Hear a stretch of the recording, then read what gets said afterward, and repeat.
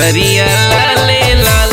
ए सैया ले ले आई हमारी के चुनरिया लाले लाल। चुनरिया लाले लाल।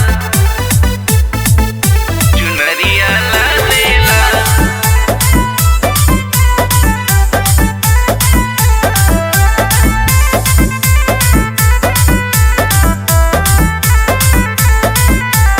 पूजा के सामान लइह पाना पदिहनी लिख हो। सातो बहिन के करब सिंगरवा गूगल से लिहनी सीख हो। गूगल से लिहनी सीख हो। पूजा के सामान लइह पाना पदिहनी लिख हो। सातो बहिन के करब सिंगरवा गूगल से लिहनी सीख हो। भक्ति में मनवा होई पूजनवा हो जाइब खुशहाल। हे सैया ले ले अइह। हे सैया ले ले अइह माई के चुनरिया लाले लाल। ए सैया ले ले आई हमारी के चुनरिया लाले लाल।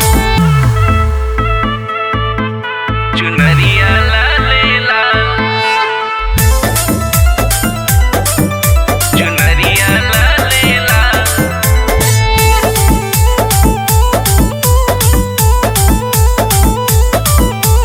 चौका पुरवनी माई के कलसा हम सजाई के।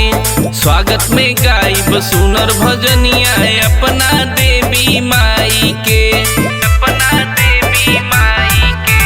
चौका पुरवनी माई के कलसा हम सजाई के।